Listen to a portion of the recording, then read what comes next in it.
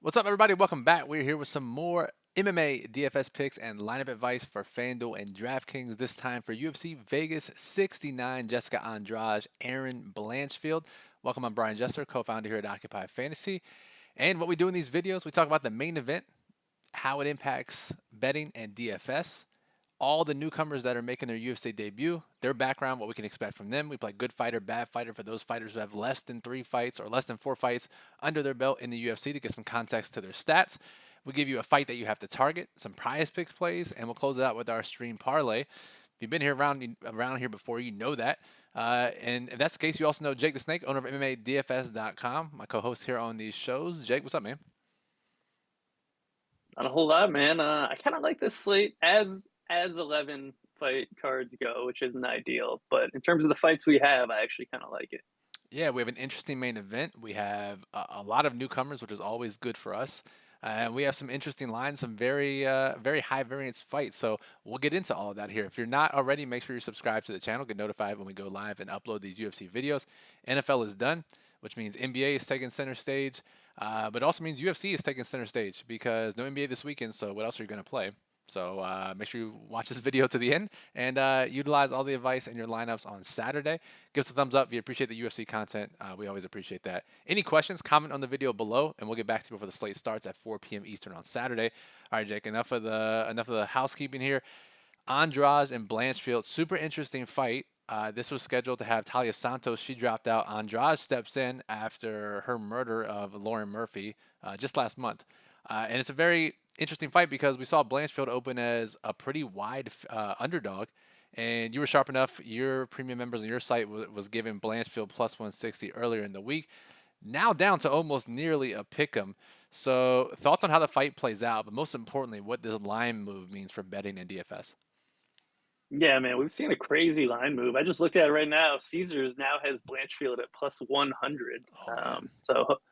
Hope you tailed the plus 160 I gave out on Monday. But yeah, man, this should be a fun fight. I mean, it's basically, is Andrade able to keep the fight standing?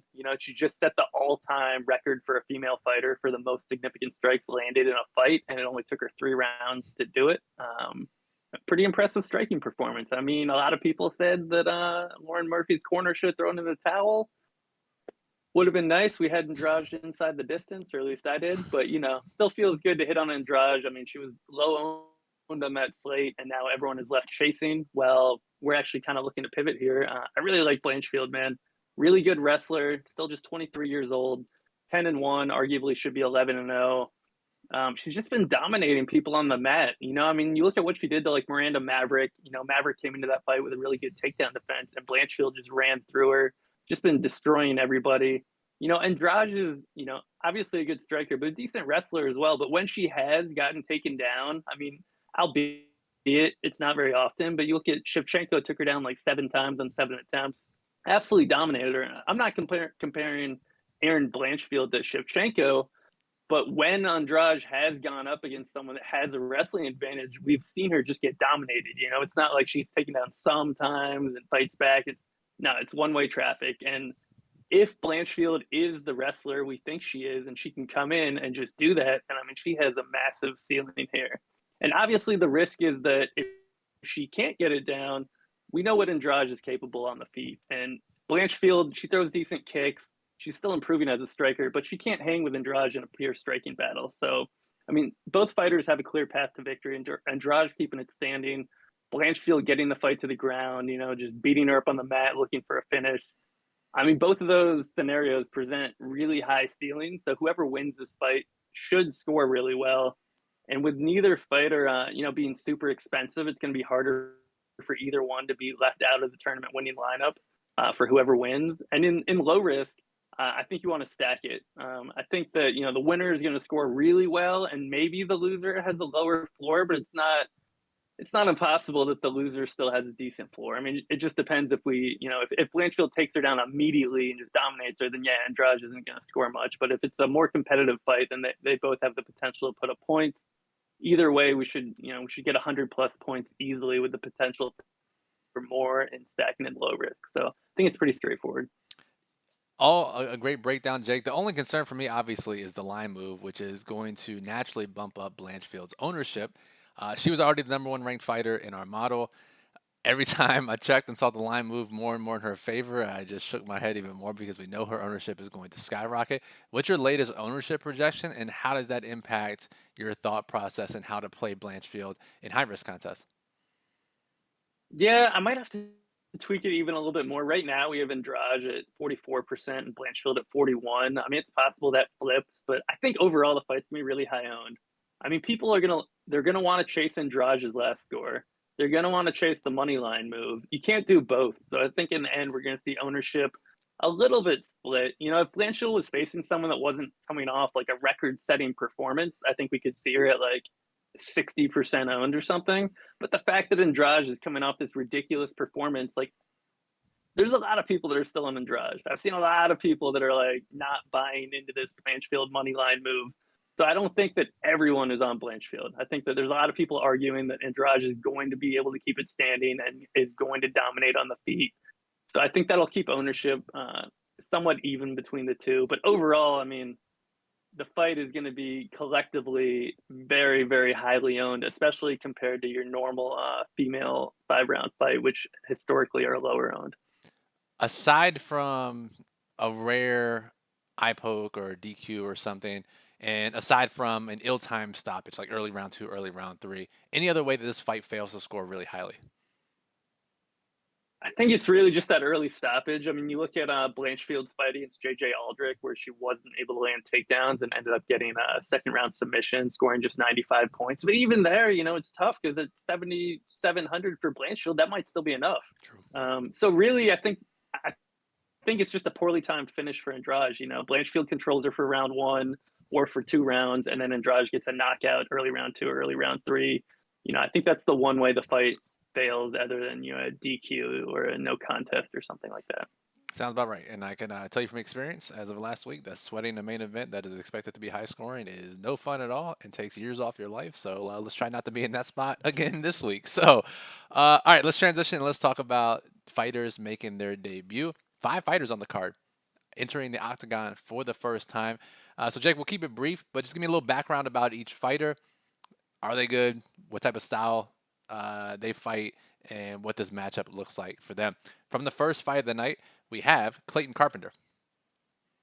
Yeah, so young guy, 26 years old, just 6-0, training at the MMA lab in Arizona with John Crouch, so decent team around him. Coming off a decision win on Contender Series, which my concern with him is this guy's really well rounded. He's been like traveling the world competing like jiu-jitsu and Muay Thai tournaments. But I still feel like he's a little bit green in MMA, just tying it all together, just knowing when he should grapple and when he should keep fights standing. I've seen him in a couple of fights where he has a massive grappling advantage, but he's a little too content with just keeping it standing because he's a good striker. I mean, doesn't have to grapple, but he doesn't have that like necessarily that killer instinct where he's like, oh, this guy can't grapple. I'm just going to grapple for 15 minutes nonstop. So that's my only concern with him is just, kind of putting it all together in terms of an MMA setting, but really well rounded, good wrestling, good striking. The other concern is short reach, 66-inch reach. Sometimes struggles to find his range, but that's not going to matter in this matchup because he's going against a guy with a 64-inch reach. All right, that's the one solution. Just always fight guys with a shorter reach, and then you don't have to worry about it. Okay, moving on. We have Timba Garimbo fighting AJ Fletcher. Yes, this guy's a little bit older, 32-year-old guy from Zimbabwe. Been preparing to make his debut since November, so he's had plenty of time to prepare, not short notice or anything. His last 2 fights, though, pretty big snoozers. Just grappling matches that just stayed on the mat. One of those he got controlled for 15 minutes. The other one he controlled his opponent the whole time. He did say he dislocated his shoulder in that loss, and he basically couldn't do anything. I mean, I don't know if that's an excuse or if that's legitimate, but I mean, take that loss with a grain of salt. Really good length. This guy's really long, but he's completely wild with his striking. I don't think he knows how to spell jab. He just comes in just swinging crazy looping shots. Okay wrestling, but he's just like a BJJ blue belt. He only has one submission since 2015, so he's more about control time. I don't know. I'm not that impressed by him. He just seems really raw, and to be 32 years old and still not kind of have it all figured out. I guess I'm kind of concerned, but the way he throws punches, I mean, maybe he could knock someone out, and the way he grapples, maybe he could score well in DraftKings. All right, we'll take that when we're talking about 7K newcomers. All right, moving on down.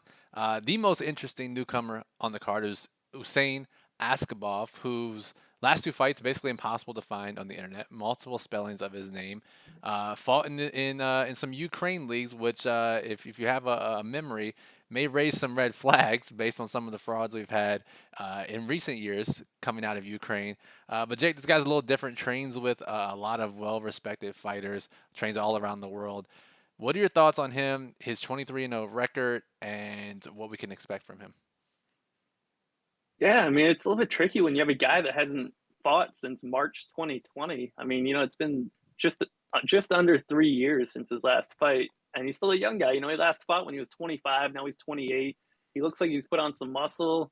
So, I mean, you would think he's improved over that time, but is he going to have a bunch of ring rust? I mean, is he going to be, this guy's twin brother? I mean, who knows? Like it's been a long time since he last fought, but like you said, 23-0, undefeated. Obviously, that's impressive. You do wonder about the level of competition he's been facing in some of those fights, which that always makes it tougher to evaluate how is he going to look when he's facing a UFC veteran like Jamal Emmers. And another thing about him is the majority of his wins came when he was really young. 19 of his 23 wins occurred when he was 21 years old or younger. So it's like, the guy's 28 now. So, I mean, he really hasn't done much in recent years. I mean, you'll get his fight log, a couple fights in 2020 in that Ukrainian Open Cup, one in 2019, one in 2018, didn't fight in 2017. So he literally has 4 fights since 2016. I mean, that's obviously concerning, but, it makes it hard to really know what to expect of him. He was set to go on Contender Series in August 2021, pulls out of that fight. Then the UFC was like, fine, we'll just put you straight in the UFC. July 2022, pulls out of that fight. So now it's like, why is he pulling out of these fights? There's not a ton of information, but he is, he's like you said, he's training with these big names. You got pictures of him training with Poirier. He was just in Volk's camp. So I don't know. There's a lot of question marks. I would say several red flags, several question marks. Guy's kind of a wild card, and obviously he's getting a tougher matchup here in his debut. So we should learn a lot, but it's hard to know exactly what to expect out of him going in. But he does, in his older tape, loves to throw a lot of kicks, mixes in grappling, likes to look for heel hooks, which could be dangerous in the UFC, except for the fact that the guy he's fighting just got heel hooked and now hasn't competed in 18 months. So I don't know how you like to be Jamal Emmers right now. Like, thanks Yeah. UFC, but that's my take.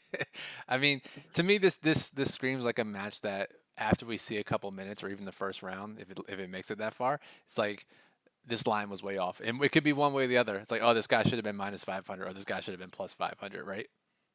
Right. Now, and the line moved a bunch. First it moved in Emmer's favor, and then it moved away from him. So I don't know if there's just conflicting opinions or if the secret tape got out or what, but we have seen some line movement on this guy. Interesting, interesting. It'll be the most interesting fight for me from a viewer's perspective. All right, moving on down. After Askabov, we have Nazim Sadikov. Yeah, so 28-year-old guy, still pretty young, just 7-1, making his UFC debut following a third round knockout on the Contender Series. Highlight reel knockout, but you definitely have to wonder about the level of competition he's been facing. So that knockout came against like a war refugee, so it's hard to know like the level of preparation he had. The time before that was against like a journeyman who's lost 4 straight, and this fight before that was a guy making his pro debut. So I mean, who's this guy really been fighting, and can we trust our eyes that like, okay, his striking looks good, he's got some wrestling, but okay, he hasn't been fighting anyone. So I'm really interested to see how he looks against a step up in competition, because I think he is talented, and I think he's got a good background. He said he started his karate, he has combat sambo training, judo, kickboxing. So he's got lots of, he's well rounded, but I do wonder just about that level of competition. And we have seen him get controlled along the fence at times. So it seems like a guy that has the potential to bust, but he also has the potential to be good. And he's another guy with a shorter reach, just a 69-inch reach, which isn't ideal. At his weight class at 155, it's going to be a little bit on the shorter side for a guy that's 5'10". So I think he could struggle to find his range at times. And now he's facing a guy that who's looking to bounce back from his own short notice. Well, from his short notice debut, they took up a weight class. So I think it's kind of a sneaky tough matchup and people are probably sleeping on Elder here. All right, we'll get to Elder in a second when we play Good Fighter, Bad Fighter, but checks a lot of boxes for us. And finally, making their debut, we have Jamal Pogues. Yeah, man, this guy is another guy with a lot of question marks and a lot of red flags. So 27 years old, 9-3, coming off a decision win on Contender Series at heavyweight, but he had been fighting most of his career at light heavyweight, like all but one other fight, and then he just took off a couple years, ballooned up to heavyweight, and after looking like he was a decent grappler at light heavyweight, he comes into his last fight. I mean, I don't know if he just like didn't have the dexterity to, shoot for takedowns anymore, but he tried two half-hearted attempts, failed at both of them. I mean, the guy is he looks like a fat light heavyweight now. I mean, smaller legs, like just like blown up midsection. And he weighed in 248 and a half for that Contender Series fight. And then in an interview after that fight, he's like, oh, yeah, I'm going to drop back down to light heavyweight. Gets booked for his debut at light heavyweight against Nchukwu. Drops out of that fight saying that he wasn't prepared. And then, it's a couple months later. And now he's like, yeah, actually, I'm going to go up to heavyweight. Never mind. I'm not going to cut down. So that's kind of a red flag. He claimed, and then in the interview this week, he was like, "Oh yeah, I'm so much leaner now. Like, you guys are gonna be impressed." And then he weighs in a pound heavier than his Contender Series fight. So I don't know what to make out of him, man. Like, if you can get a heavyweight guy who can grapple, then it's almost like a cheat code. But if you get a blown up light heavyweight who's too fat to grapple and doesn't throw much volume and doesn't have the power of a heavyweight, then I mean, you're basically useless at that point. So I mean, this guy has a massively wide range of outcome. Where if he's gotten in better shape, he could be that cheat code with grappling, and if not, just a low volume, low power, like overweight, light heavyweight. So this guy's kind of a wild card, It's one but of the good matchup. one of the rare heavyweight fights that are projected to go the distance. And like you, Yeah, I'm hoping we can rely on some. I hope we can regain and refine that wrestling chops because I have a feeling he'll be a little bit lower on some of the other fighters in his range. yeah, I think so too, man. I think anytime you can get a low heavyweight fight where one guy can grapple, I mean, we just see it time after time where it's just like, oh, this isn't even fair. Especially against a guy who has been dominated on the ground in other UFC fights. So, all right, Right. let's move on and talk about good fighter, bad fighter, good matchup, bad matchup. These are fighters that have less than 4 UFC fights under their belt. Give some context to their stats. Really quick game. You guys will like this one. We got Ronderos, who I think this will be a very quick evaluation. Yeah, bad fighter, bad matchup. Fair enough. AJ Fletcher. Bad fighter, good matchup. All right, we'll take those as well. Moving on down, we have Jamal Emmers, who, while he hasn't fought in a while, still only has 3 UFC fights under his belt.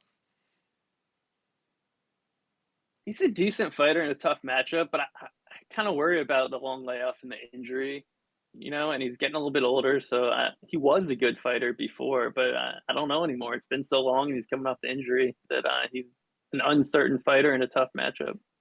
Fair enough. And then we have Evan Elder, who, as we alluded to earlier, checks basically every trend box ever, right? Was up a weight class in his debut on short notice, which is literally the worst spot you could possibly be in. Predictably lost. Now he's in his second match when we typically try to target these newcomers, and he's facing a debuter. So, from a trends and situational perspective, Jake, it doesn't get much better. But is he actually good, and is this matchup actually good for DFS? I think Elder is a pretty decent fighter. I thought that before he made his debut. I mean, we talked about before he made his debut, like this is a guy we're going to be looking to Yep. target next time, and maybe we're just biased from that conversation, but I still think he's pretty decent, even though he kind of got smothered on the mat. Up a weight class, like he went up 15 pounds on 4 days' notice against a wrestler. Like, of course he's going to get smothered on the mat. I think he's pretty decent. I don't think he's like a world beater, but I think he's pretty solid, and I think he's going to be the type of guy that can win fights in the UFC in the right matchups, and this might be just that. Fair enough. All right, and I think we covered them all. Nope. Second to last fight of the night, the people's main event, Pauga versus Wright. Zach Pauga, Jake. Yeah, he's a bad fighter in a good matchup. All right, I think we can all agree there. All right, moving on. Let's close out the show with a fight that we have to target. Whoever scores well is likely, whoever wins is likely to score very well. We'll give a prize picks play, and we'll throw out a stream parlay of the week. So, Jake, I think we could obviously say Pauga Wright is a fight to target. Is that the one you're eyeing, or is there another one that you think whoever wins scores really well? Yeah, I mean, I think it's the main event and the co-main event where you can really be confident that the winner's, gonna score well. A lot of the other fights, I'm really just picking one side. So I don't have a ton of fights that I'm looking to target both sides on the slate other than those two. All right. Well, what were the numbers you put in the plug and in your write up for Wright as far as scoring for him and his opponents and wins, all 100 plus points, right? Yeah, yeah, no, it's just like every time it's just automatic that someone's gonna score over 100. Until tomorrow night. Uh, so go read the write-ups. A very interesting take on that fight, both in Jake's write-ups at MMADFS.com and in the Daily Plug at OccupyFantasy.com. So make sure you go read those after you watch this video. You see the Prize Picks promo code there on screen. Use promo code Occupy to get a 100% deposit match bonus up to $100, $300 to do prop parlays. They have pretty soft UFC lines. Jake, which one are you eyeing the most this week? Yeah, so I'm going with Hernandez under 95.5 points, which on the surface may seem a little risky for some people, but the guy's been a round one KO or bust prop basically for his entire UFC career. And his round one KO line's plus 270. So if we can get not that, then I'm going to take that, on a coin flip type situation like Prize Picks. I like Miller to win the fight. Hernandez stepped in on short notice. You just got to dodge the Hernandez round one knockout, and I think we're hitting there. Just hold your breath for 5 minutes. I love those types of fights. And we'll close out with our stream parlay of the week. Remember, Jake puts all of his best bets early in the week at his site, MMA DFS.com. That's where he gave out Blanchfield early Monday or Tuesday at plus 160. That's down to basically a coin flip now. So you want to get in on that. He also puts in, for the lines that are still available, one of which is a derivative of the Blanchfield money line, is included in the stream parlay here. Didn't change much. All the best bets that are remaining on Friday, he puts them in the daily plug, Occupy Fantasy. So go read those, make your bets. Jake, from my side of the stream parlay, we've talked about Wright, we talked about Pauga. Anytime Wright's in a fight and he's an underdog, it's an auto bet round one or inside the distance, whatever you want to bet.